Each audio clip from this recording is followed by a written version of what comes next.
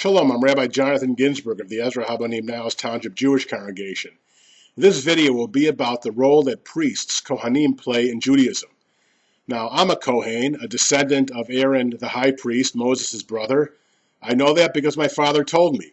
So hence lies the problem. We don't have any documented evidence. There seems to be some genetic test today, but other than your father telling you you're a Cohen, we don't really know. And there's possibly, as you can imagine, over thousands of years, possibility of corruption. In fact, the main joke about Cohenim is that a fellow comes to the rabbi, and you have to know that the Cohen is passed down only through the father. A fellow comes to the rabbi and says, "Rabbi, I want to be a Cohen." The rabbi says, "I can't make you a Cohen. Either you are a Cohen or you're not a Cohen." Man says, "Well, I'll give a very big gift to the building fund of the synagogue if you make me a Cohen." So the rabbi, in a synagogue that needed a new roof, said, "Okay, I'll make you a Cohen. Here's a certificate. Now, tell me, why'd you want to be a Cohen so badly?" The man said, "Well, my father, may he rest in peace, was a Cohen. My grandfather, may he rest in peace, was a Cohen. I wanted to be a Cohen too." So what's the role of Cohenim today? Well, there are some Jews who believe the temple will be restored. Cohenim will go back to work sacrificing animals. And they have people, Cohenim, preparing to study to learn the laws of sacrifice. But we don't believe that that's going to happen, and nor do we believe that it should.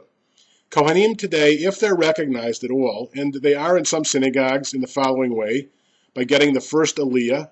Now that's a problem because in a time when you're only having 3 aliyot, and the first one always goes to a Cohen of whom there are few, and the second one always goes to the Levite of whom there are few, that leaves only 1 aliyah for a lot of people in the congregation. Doesn't seem very fair. Second of all, if there is a Cohen in the room, they get top billing usually to lead the grace after meals. Cohenim are restricted from going into places where there's dead bodies. Now, there's no way to remove the ritual impurification of a dead body, tumat mate, today. The ancient tradition of burning a red heifer ended when we lost the temple in the year 70. But everyone has it, and there's no one who can get rid of it, but only a Cohen is forbidden to purposely try and do it.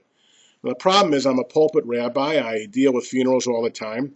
So the conservative movement decided in 1929 that pulpit rabbis who were Kohanim could officiate at funerals and could be with a dead body. But there are some Jews today who still choose to, who are Kohanim, to not be involved with a dead body unless it's an immediate family member, in which case it's permitted. You may know that the Kohanim, every day in Jerusalem, every Shabbat and major festival in Israel outside of Jerusalem, and in many communities outside of Israel on holy days, offer the priestly benediction in a special way.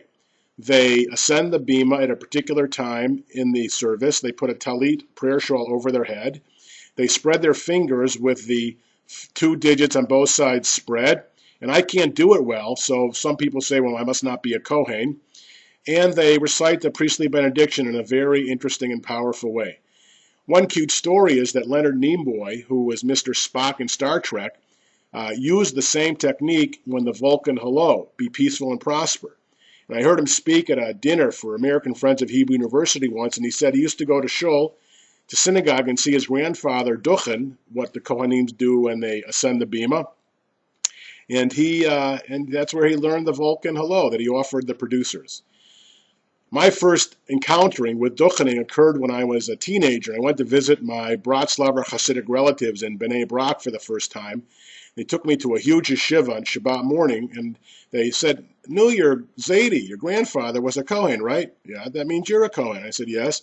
"Well, you should go up there and duchen." Well, I had never seen it before, and they told me what it was, and I said, "Is there any way to get out of it?" And they said, "Well, it's a mitzvah to do it, but if you really don't want to do it today, then you have to leave right now." So I stood outside and I watched, and I started doing it after that. It's a very ancient and beautiful ceremony. So it's hard really to know what to do with the idea of the kahuna today, the Kohanim. We today have other people that lead Jewish worship and prayer. We have educators, rabbis, cantors. But the Kohen is still a revered position among some Jews and some Jewish communities.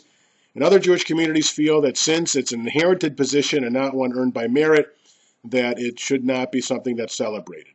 But that is essentially the idea of the kahuna, the priesthood, in Judaism.